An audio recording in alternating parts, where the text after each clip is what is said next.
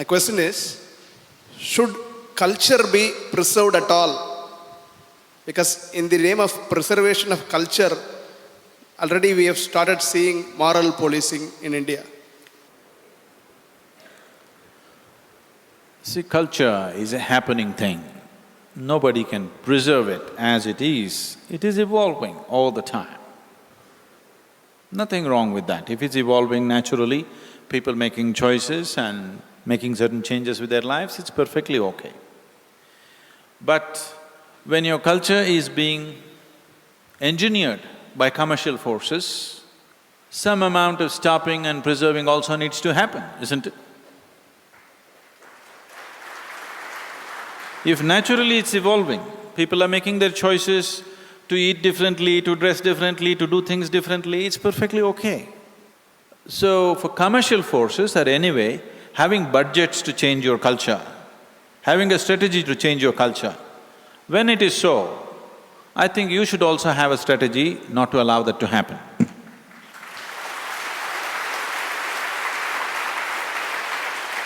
How it is done is a questionable thing.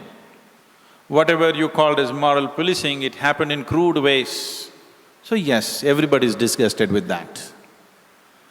But in some form of education, some way it must be done. It's very easy to sell sleaze, you understand? And very easily you can catch the youth and make that the culture of the land in no time. See, I want you to understand this. When you say culture, there are different types of cultures in the world. If culture is just a social norm, if culture is just a certain way people are living because of climatic conditions, because of other influences, that's different.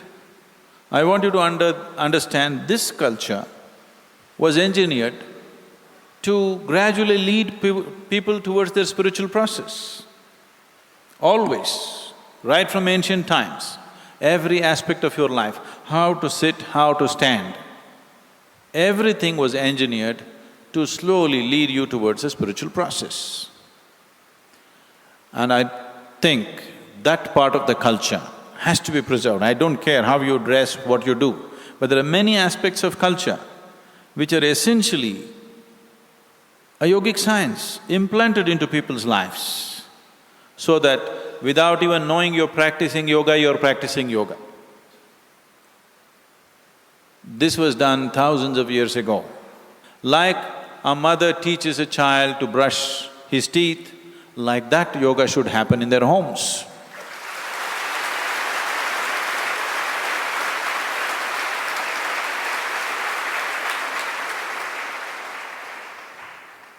Brushing your teeth is a certain culture, isn't it? There are some people who don't have such things. So, this was brought into your life because of the benefits that it has. Similarly, various other practices and norms were brought into your life because of the benefits that it has for human well-being. Now some commercial force is coming and removing everything for their benefit. If you don't stop it in some way, they will take away everything. So, some amount of control is definitely needed.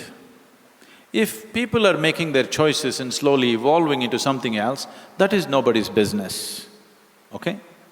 That is nobody's business. Every human being has a right to choose and change his life the way he wants. But right now, I want you to understand, most human beings are not choosing, they are being forced to make choices, isn't it? The commercial establishments, the marketing departments are larger than the production departments in most companies, and they're just campaigning.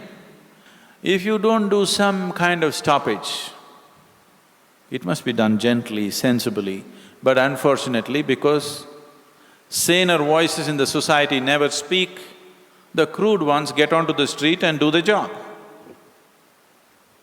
That's all that's happening, because saner voices never speak. If saner voices speak, there will be no room for all those street goons to take up this job. It need not be policed. But education is needed, definitely, isn't it? Yes or no? Education is definitely needed. What is the significance of doing what we have been doing for these thousands of years? This education is definitely needed. Because the education is missing, somebody is trying to educate you on the street with a stick in their hand. So, because you and me have not taken the responsibility of educating people properly, somebody is trying to do it in their own way. It's unfortunate, but that's how it will happen. That is how it will happen if we don't do it the right way.